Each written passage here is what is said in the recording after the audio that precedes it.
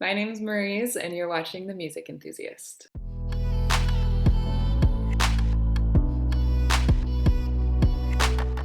What's up? I'm Sarah from Music Enthusiast, and today I'm here with one of my favorite Montreal artists, Maryse. How are you?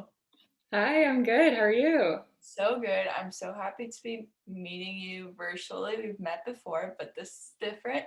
So, how's your day been so far?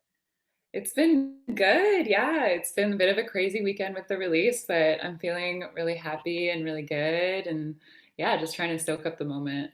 Yeah, totally. And we're gonna get to the song after, but do you have a fondest musical memory? Oh my gosh, in my whole life. Yeah. Um, so I was an emo kid in high school and I got to see Fall Out Boy like three times. So each of those moments was very exciting for me. Yeah, I know you're a huge Fall Out Boy fan, so what is your favorite album from them? Um, okay, so From Under the Cork Tree is kind of what got me into them. But Take This to Your Grave, which was their album before that, I think it's probably my favorite just because it's the most raw and sounds just like a bunch of teenagers like in their garage. So I appreciate that. I love it. Now onto the track. Female Brad Pitt is such a good song. It's such a bop. Thank you. Many people commented really like mean things about it. So releasing this song and while seeing all those comments, what was that like? Yeah, it's probably the release that I was the most kind of not nervous about, but anxious slash excited, just because I already knew that so many people hated the song. I was like, okay, well, going into it a little bit differently this time. But then there was that kind of polarizing aspect where people really loved the song too. So I was having both ends of this really like these trash comments and then these beautifully supportive, wonderful comments and messages from people just saying how much they loved it and how much they wanted the song out. So it was exciting. It was scary, but it was exciting.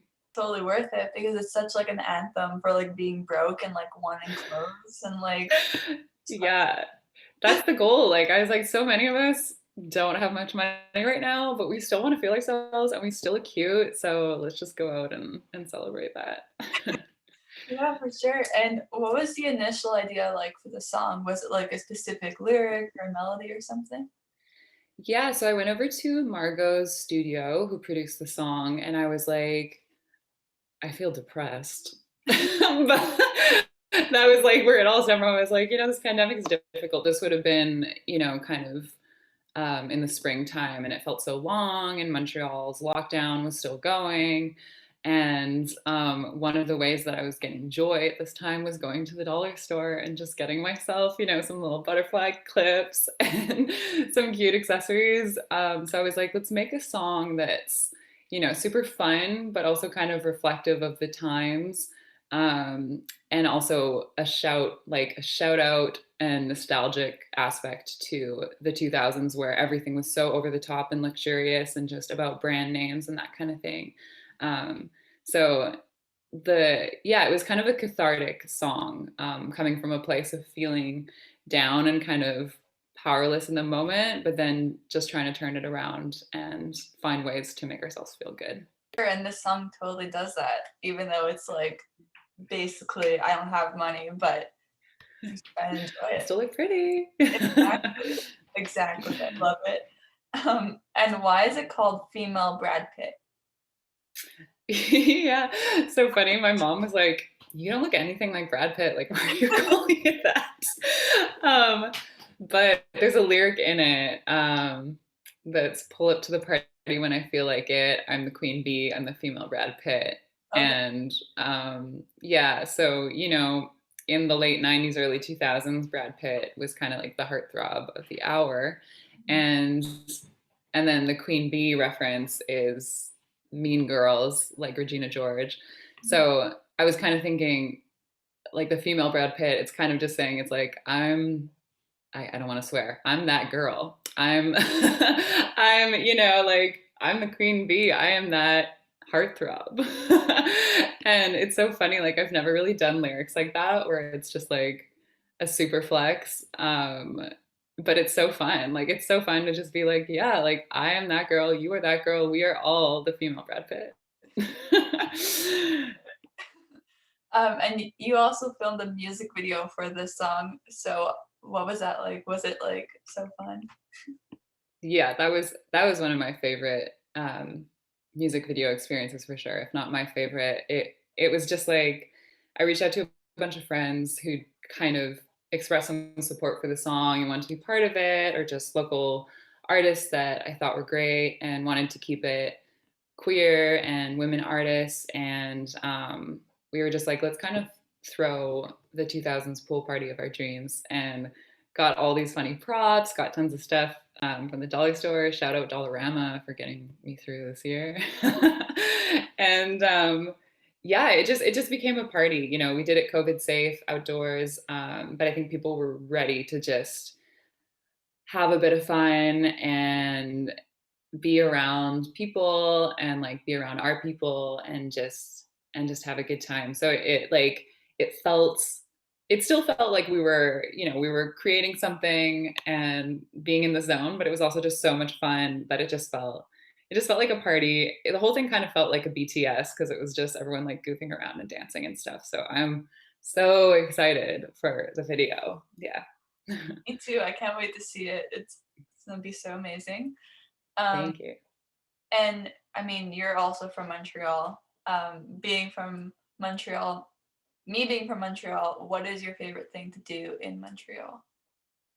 Yeah. So I'm originally from Vancouver. I don't Yeah, know if you knew that. yes, Yeah, but in Montreal. Yeah. So, oh my gosh, I love Montreal so much. Like I can never get sick of the city. But one of my favorite things to do in Montreal, so the Diving Bell Social Club is one of my favorite venues.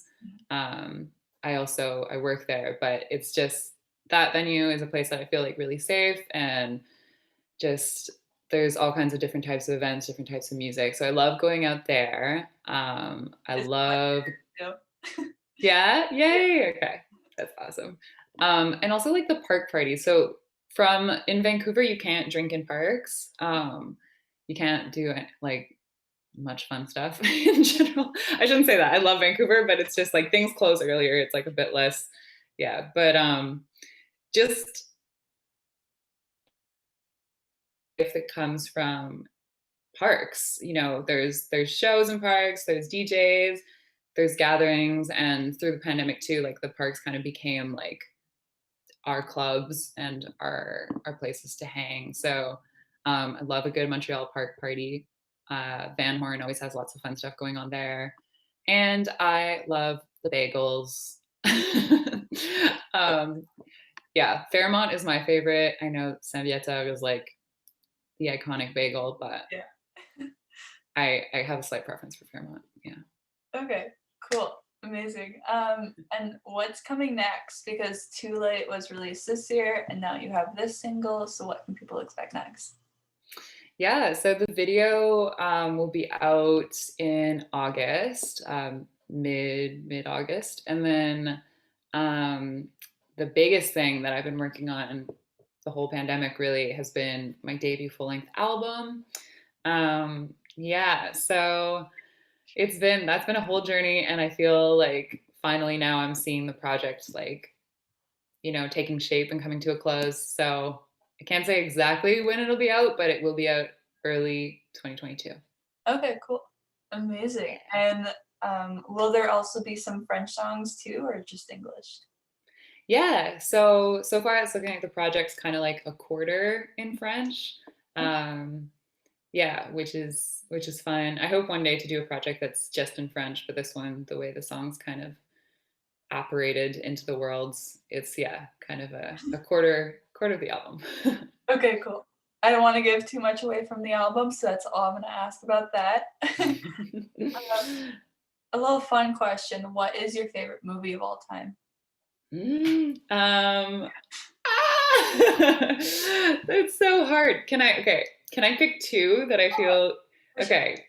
Because I feel like my being is kind of these two worlds. So Bring It On is one of my favorite movies. I love it. I can quote most of it.